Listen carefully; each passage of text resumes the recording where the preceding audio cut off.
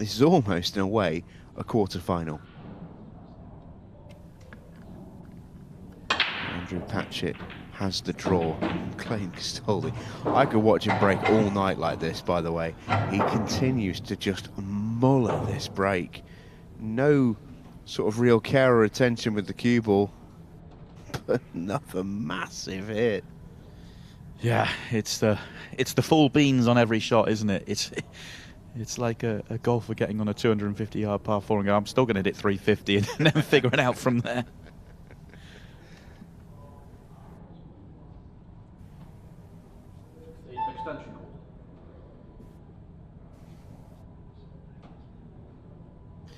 For as much power as he just hit that break with, it's not the best of layouts for him. It could be better, couldn't it? He's problems at both top and bottom end of the table, whichever colour set he goes. Wasn't much pocket on that one. I think he might have even been trying to sneak it off the yellow and just maybe open that yellow up. It's quite a lot of pace. It's very, I mean, it brings the margin of error down even more. You may be right, but yeah, that was super high tariff. So this frame's going to take a decent amount out of the clock, you feel? Enter Andrew Patchett.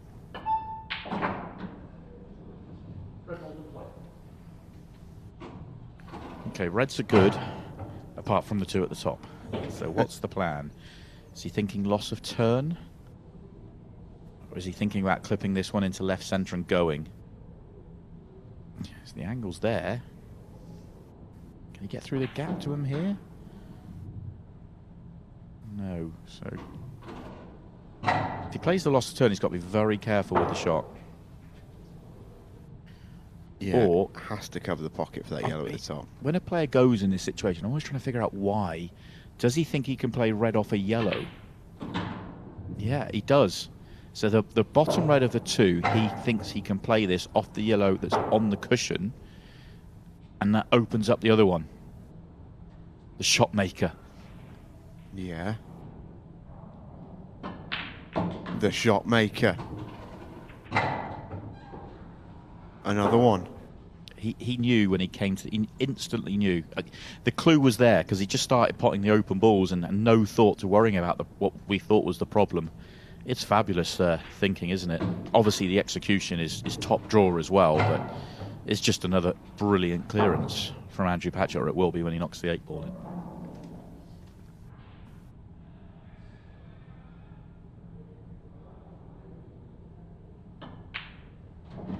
I do just wonder how much confidence he's taken from the result that he had in round one, where he knocked out Callum Singleton, Carl Sutton and Chris Melling, 3 great ultimate pool champions. And he did it the hard way. He went into the last match and he had to beat Chris Melling, and he did. And the way that he started tonight, he just is playing like a player full of confidence.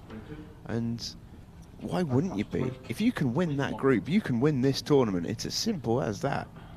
There's some composure and some poise out there for him as well. The way he went about that visit was just instantly walked to the table and thought, you've left me a great chance, where Clayton probably thought, oh, he nearly makes the golden duck there. But Clayton probably thought, like I did, that, okay, he's missed the first ball, but it's a messy table and we're into a tactical exchange. But just the vision and the control from Andrew, fantastic. He very nearly had the golden duck there. That was really close. Castaldi's looking at reds. Delicate operation getting the ball into position.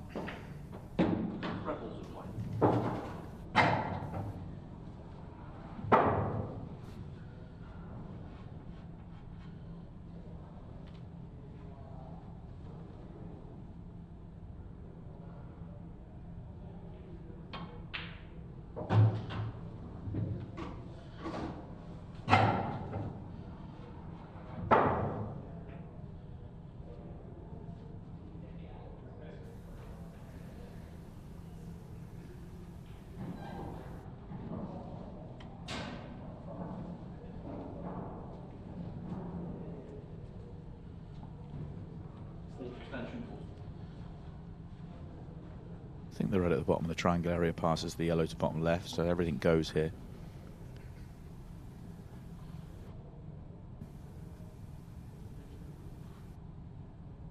Changing his mind.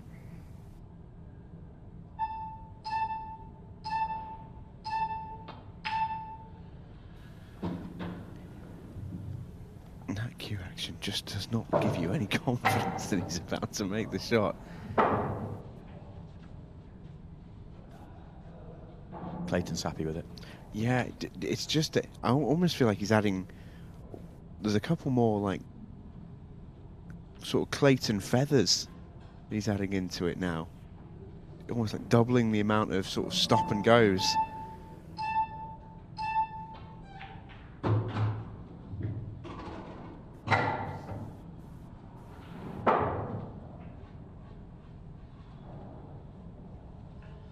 Has that yellow just got in the way of the one he wants to be on? Difficult to tell. Body language is positive, so he must be on it. Yeah, he's okay. He's just raising above the cue because he wants to stop the cue ball dead. It's a nice shot.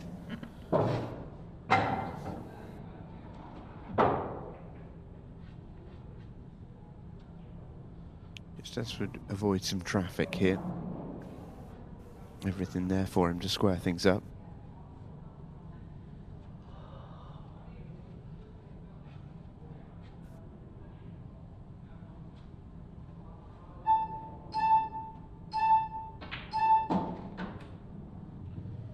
Oh, he's only just gone far enough. Yeah, that means he won't get perfect on the 8-ball either. Oh, I'm not sure. Has he gone far enough? I think this is really tight, you know. Body language this time, not so good. I mean, it's not exactly what you want to see. Looks like he's hitting centre of the cue ball. No, it was cushion first. That's a huge moment in this night. Clayton Castaldi had to get out there for 1-1. Had to. For me, it's obviously it's a loose shot not to be on this ball, but I think he's got the whole pattern wrong. Obviously, the first shot was a good choice, get rid of the one that's blocking the 8-ball and hardest to get onto. But from there, he looked like he was undecided and changed his mind a few times. But if you looked at the table after his first shot, and you say, which one of these, I think he had 5 reds left on the table, which one of these 5 do you not want to be your connector to the 8-ball? It would be the one he left till last. Unless you landed absolutely perfect on it, you weren't going to get close to the 8-ball. So there was definitely a better pattern out there for him. Andrew Patchett playing safe. It's a clever shot that clever couple of shots that he's played there. Thumped in the yellow he was closest to get his cue ball up to the top of the table. Develops his 2 slightly awkward yellows and lays a snooker. Can Clayton find a way out? He salvaged this frame.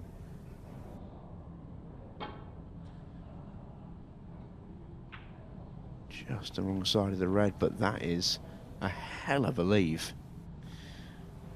Yeah, that's fabulous, isn't it? That could earn him a chance.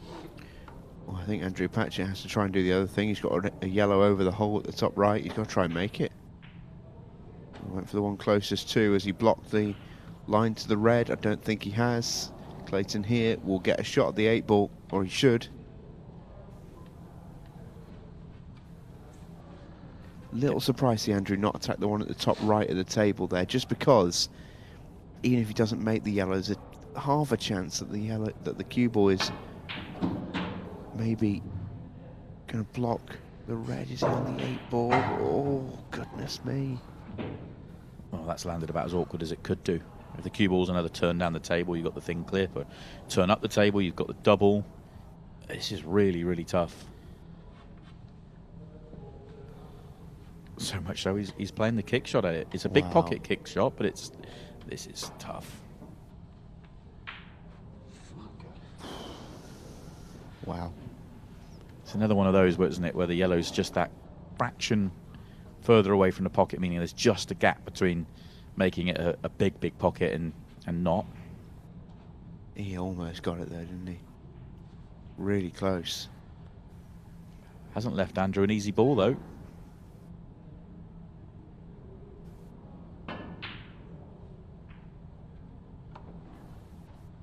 Has he left the 8-ball? I think he was worrying about the 8-ball more than the double plant.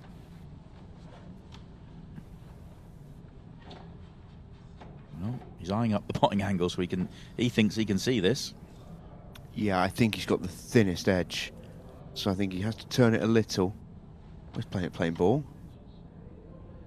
The thinnest of thin edges. But that was too far, Clayton. Yeah, too thin. Missed it altogether. Big moment.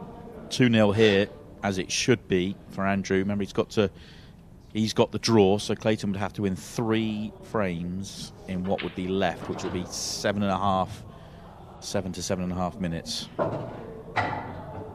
So the mistake not getting on the 8-ball, not getting on his final ball to get on the 8-ball in his chance in this frame could be pivotal for Clayton. And do you know what's hurting more than not winning this frame? Is missing multiple chances to win it. Not because, you know, momentum or anything like that, but time on the clock. Yeah. Losing it slowly hurts. Look, you know, if Andrew breaks and clears, you know, okay, well, I've got 15 minutes to kind of turn things around, but the way it's panned out, this frame's cost him 6 or 7 minutes.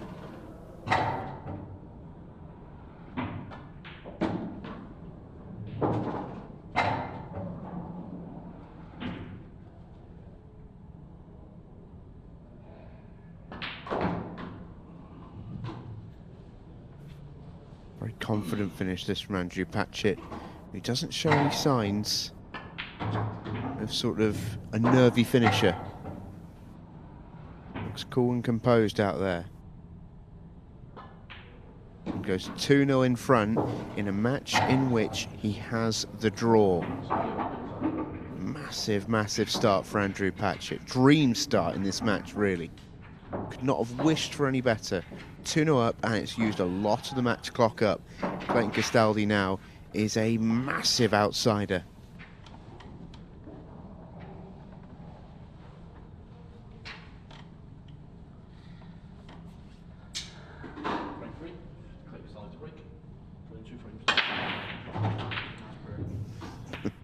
Boom. Didn't even give our referee 𝗨𝗪𝗡 an opportunity to say the score. He just got it and hit it. Did he even feather that break? It looked like he just whacked it. Dropped down and sledgehammer. Once again, there's work. Don't think the red passes the yellows to the bottom left, so yellows are the way.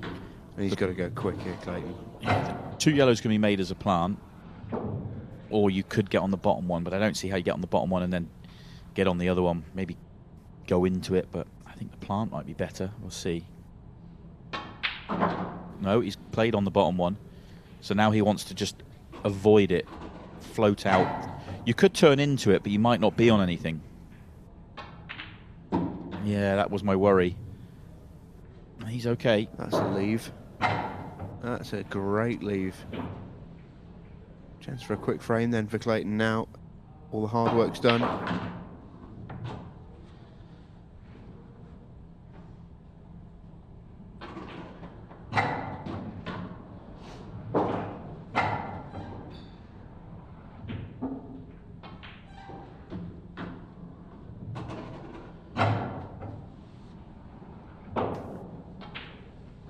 Ball down, 2-1, 2 to go for Clayton Castaldi.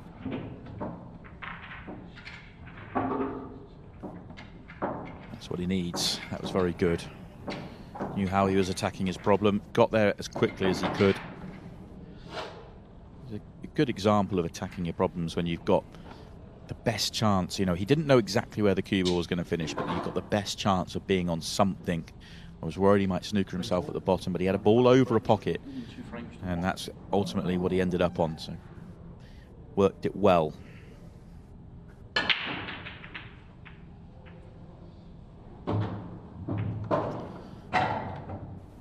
Might be for nothing, because that break was fabulous from Andrew, and this is a good layout. Yeah, he's just gone to the cut break, and I think this is the break for Andrew, honestly. His front ball break has been big, but it's pretty much been exactly 50-50. Every time he squared the cue ball up, the next one has gone very close to the corner pockets. This is a dream. If he's on the red to bottom left, the one through the gap, then I think red's to the suit. I know that you look at yellows and go, well, yellows are wide open, but the 8-ball is away from the rest of the yellows, whereas if you'd go reds there, and I think he was on it, but he's not taken it, you drop in the first one, the other one at the bottom of the table, and you've got a couple of balls up the table that aren't too difficult to get onto, and then you've got the guaranteed ball to get you on the 8-ball. You may not have been on the red. Anyway, yellows is all going to be about the positional shot onto the 8-ball. You'd love that yellow just to bump a little bit further over the centre pocket.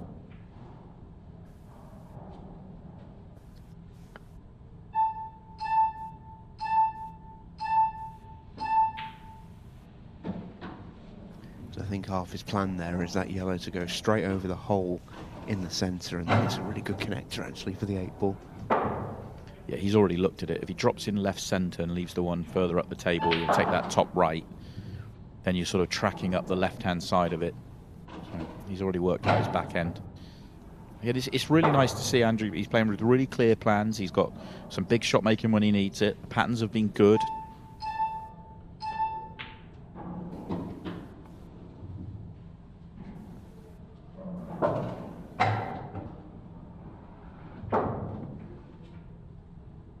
Just wants to be the right side of this yellow. And he is, he's perfect. Just goes to show there's more than one way to skin a cat, especially in a layout like that where it was both sides sort of were pretty open. But you cannot argue with this finish at all. Not at all. It's a beautiful pattern. It really is. What I like about it is he really pinpointed exactly how he was going to deal with the back end, and his last 5 shots would just drop-ins or stun shots. It was a brilliant pattern. Andrew Patchett is playing some fabulous stuff in the Champions League, and he has 1 foot in the semi-final. 3-1 up. Clayton Castaldi must win 3 frames, and we've got what, less than 3 minutes? Realistically, the castle needs to find a golden break. Wouldn't rule it out with the way that he's hitting them. 8-ball stays pretty still. Okay, well, he needs 3, so he needs golden break the next time he comes to the table. He needs to rattle this off pronto. Oh dear. Yeah, that's no good. I need to hit that firmer if you're going to play it that way. Easy to say in hindsight, of course. Oh,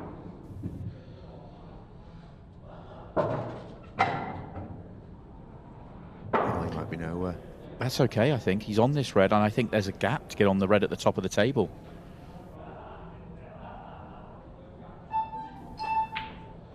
Yeah, he can just squeeze through, and you're right, he's got the gap.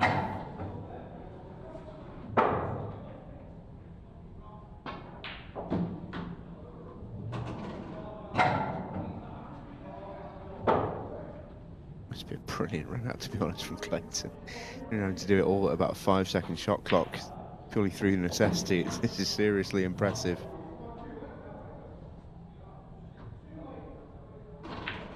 Yeah, excellent. Really excellent.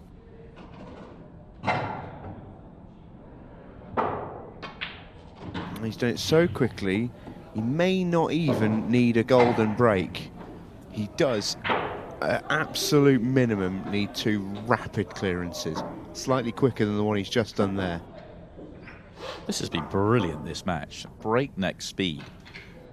Well, Clayton's last 2 visits have been very good. Andrew's just been fabulous all night.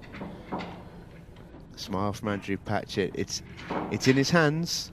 He knows if he breaks and gets a ball, the match is all but his. But if it's dry, Clayton Castaldi will be charging to that table. And desperately hoping to make some magic happen. Andrew Patchett has the knight in his hands. Give me a ball, he says. Give me a ball. He's not got one. He has, however, got a really awkward split, which may be just as good. Can you believe? Finally gets a dry break, and Clayton has nothing. Andrew quite rightly held up his hand, and yeah, that should be that now. He's got enough open balls. And of course, remember, he has the draw. So he calls his extension. He'll use all 18 seconds here, or at least he should. The only thing I would say, if he can't pop the red at the bottom of the table and he's got to take the red at the top, then... Or is he taking the yellow? Can he get to the red? No, he can get to the red. That's fine then. Or if you take the red at the top, you might not get on another red, was the point I was about to make. Now it's fine. Over. How about Andrew Patchett? It's been brilliant. He's been the best player tonight, fully deserves it. The clearance he made was worthy of any night victory.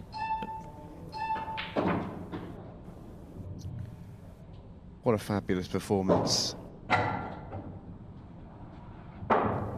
I know he played well, and the group he came through earlier on was incredible. You know, as tough a group as we've seen, he's played even better tonight. I really believe that. He's been exceptional.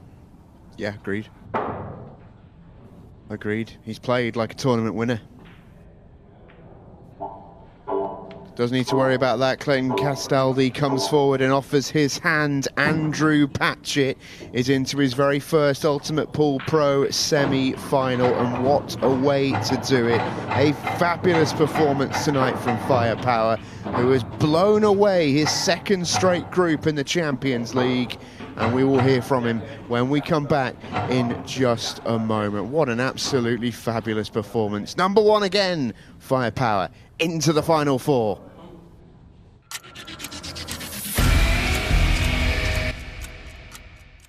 Monday Night Pool brought to you by ultimateloans.co.uk. Welcome back, everybody, into the Ultimate Pool Champions League studio. It has been quite the night. Numerous times tonight we've described it as a mad, mad night. But Andrew Patchett, what a performance at the end of it all. We've got a few different bits to look at, but first of all, just how pleased are you to be in to your first ever Ultimate Pool Pro semi-final? Yeah, feeling mega. Yeah, obviously, like I say, the first group were a lot harder than tonight, but you can't take up for granted. I've played pretty well all night, so very happy with my performance overall. I feel like you played better tonight than you did when you came through the first group as well. It just felt like, I know we're going to look at a couple of crazy moments, but it felt like, obviously, crazy clearance as well, but it felt like you had a lot of poise, a lot of control. It felt like your patterns were on point and your shot making was there. It was a brilliant night. Yeah, definitely. Yeah, I'm well happy with my performance tonight. You almost look like you surprised yourself a little bit. Just being in a pro semi-final, it's just a bit overwhelming, really. You know, I didn't know how long it would take before it could have been a long time, but pretty soon, to be fair. So happy. Yeah, absolutely. And you think of the players you've taken down. Goodness me, mate. There's quite the list, but we do have to show you this clip. I'm sure you can't wait to see it back yourself. Let's roll the tape, Patch. You talk us through this, because this is truly special. The first question I've got for you is just how quickly did you see the plant? Well, to be honest, I saw the plant when he was putting me in the snooker, because I was sat that side of the table, so I knew that planted. I just thought probably the only shot I'd have on, so obviously lined it up. It's so hard to pick out that line from that close to the cushion and bridging over the ball. I just sort of looked at the natural angles to get into it. We're hoping just for the pot. I want hoping to get the other red out as well, or a little bit of luck there. Were you trying to develop the one on the other side, or there? Yeah, were you trying the one you ended up to next to? I don't think I could have got into that from there. Yeah, I mean, at this point, I'm thinking probably not going to get these here. Yeah, that's what I'm thinking as well. I'm thinking, as good as your first shot was, I'm like, it's still ridiculously difficult. But I had a chance there just to nip onto this one and just nudge that one over the middle. It's actually a really good shot, this, because if you had to play far, exactly. The pace was perfect. Yeah, just had to nip the white a little bit, just nudge it over the middle, and and of course, when you have this next shot here, so that's beautiful, but you've got a real choice here on what you do about the other red on the top rail, as we see there. Yeah. What's the exact thinking here? Are you wanting to sort of land below it, or are you trying to play into it? I'm trying to land below it, definitely, because there's a big bag there. If I contact, I didn't want to contact it like that, but it didn't land too bad. You think it's- go you say it's past a big it, use bag, the though. yellow. Yeah, I've got a massive bag there, and I weren't going to play on the double when you've got a big bag like that. I just had to drop this in dead weight. I didn't want to go too far. I don't think the black passed to the other corner, so I told the white. I mean, you say it's a big pocket, but there is a gap between the yellow and the jaw. It might have gone actually. Yeah, I'm not too sure. There was a little bit. You either have to miss it by a lot or make it, but it went right in the heart of the pocket and made it. It's insane, this clearance. Yeah, lovely. It is. Just great shot after great shot, and it just seemed to set you up for the night. I mentioned on commentary in the last match there, it felt like you'd have come into tonight with obviously a bit of confidence just from what you did in the first group. It was a fabulous performance, and how could you not feel good about being in this group? But the way that first match went, it almost felt like you just thought, right, I am absolutely here to win this group now. I'm playing unbelievably. Yeah, like I say, I was a little bit disappointed to lose that second match, but I think I went the wrong way. They were a frame early. I had a chance to take a yellow to the middle, played the snooker, didn't get it. If I'd have got the snooker, that could have been a different story. But I think maybe wrong shot choice. Because you could have gone aggressive and tried to make it clearance yourself. And then if you play safe, you've got to get it safe. I've lost by playing a safety shot and not really give myself a chance to win that frame. So it's a bit disappointing, but it's probably only disappointment at night, I suppose. I was going to say, plenty of positives to take. And you're into a semi-final, as we say, and you get to put your feet up now and watch the next four players in this tournament sweat it out. We'll take a look at next week's group because it's a very, very tasty one indeed. You'll have one of these in your semi-final, Andrew. It will be either Ryan Pisani, Cole Bedford, Shane Thompson or Declan Brennan. But you've got no one to fear in this tournament anymore. You've done some incredible things already. Yeah, I feel all right. Don't get any easier looking at that, though, you know. Well, it's a semi-final. They're not going to be easy. There's a few I probably want to avoid, you know. Well, it is what it is, innit? Whatever happens. So I guess it gives you a lot of confidence as well going into the Pro Series before it, which is the weekend before. Yeah. You've got a couple of big pro tournaments before you come into a semi-final. It's all set up beautifully for the next couple of weeks for you. Nice to have a good weekend to pull before I go into this. Obviously, I couldn't make it this weekend, which is unfortunate. But make sure I'm at the series, hopefully have a good run and then see what I can do in a semi-final. Absolutely. It's nice to go into that with the insurance that you've got a big match on the Monday. And I got to ask, how's the back feeling? It's all right. Yeah, it's good. Just one side now, a little bit sore, but yeah, we'll get there hopefully. Yeah. You keep that well rested ahead of the semi-final, mate. Well played, Patch. Yeah. Really pleased for you. And we're going to bid you a good night, folks. We'll see you same time, same place next week with the final last 16 group to decide who plays Andrew Patchett in the Champions League semi-final. From us, it's good night. Oh my word. Oh my God.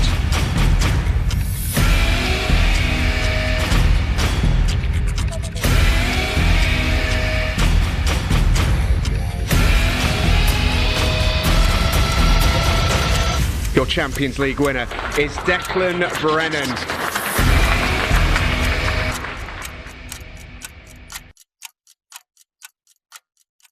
Monday Night Pool brought to you by 𝗏𝗏𝗀𝒀𝗀𝗏.co.uk.